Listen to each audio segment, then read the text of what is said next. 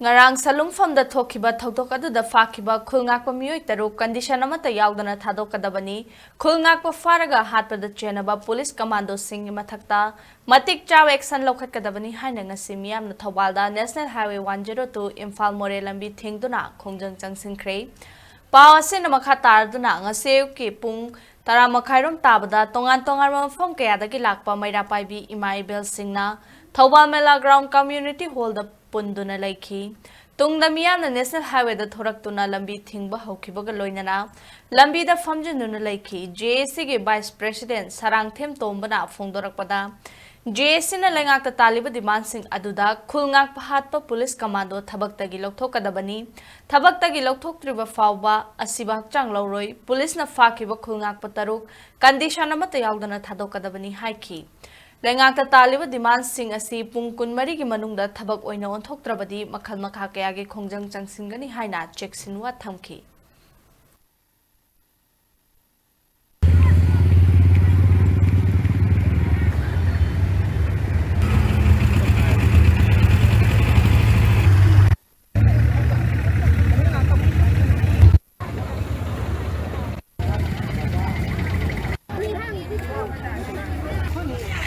Zik lay riba koi na thamjari ba JAC ki condition si kari no har kanda ngarang akoi phajin khiba khun ngakpa singse unconditionally athuba matam da release tawbi u haiba loina na akoi gi khun ngakpa se akoi maram chadana Manipur state force na hat paje masida involve tawriba haibadi senari ba personnel singsi mathakta ain gi oiba matik saba thabakta gi terminate tawbi u haiba se akoi JAC ki site ge akoi thamjari kari gumbai koi na thamjari ba maram kaya sida kari gumba government na thabuk oina onthok pirakta ba targadi makha tarakpada de akoi makhal makha kaya gi khongjang changsillingei haibagi akoi JFC gi warep laujare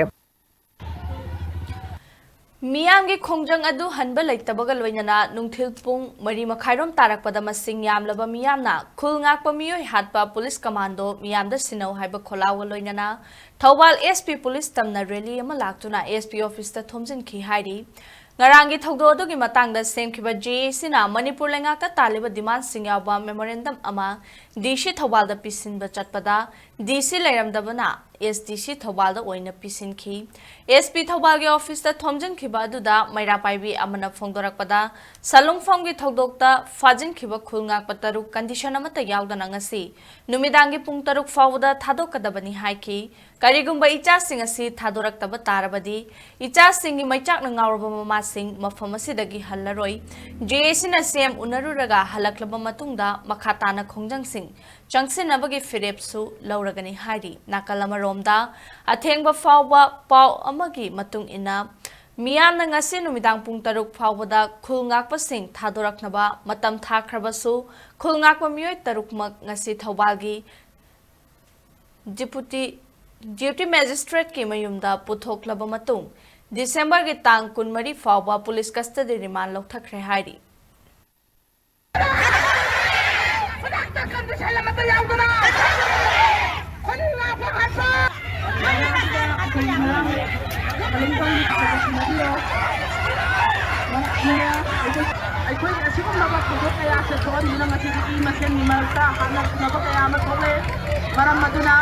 Thawalgi commando, aikhoje sinabiyo.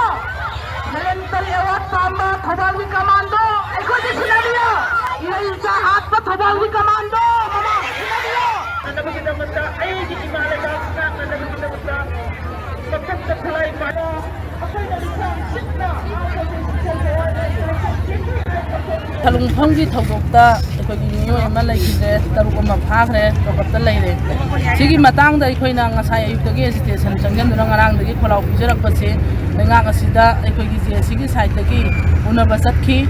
adubu aikoi khangma ngamjaba mama singna aikoi se tawhom khangaktadana aikoi hojik commando complex ta laire maramdi aikoi pung taruk kana thajaki bani pung taruk sida aikoi gi sa singje condition amata yaudana thadok pira ohajabani masida thadok pirakragadi aikoi JAC gi laakanda tanaraga makha ta khongjang aikoi lebak miyamna mung lauthokchagani haiba wafam mase aikoi na thamjari maramdi aikoi hojik phami ba ima sing ase aikoi gi sa sing ase fangdri-faoba aikoi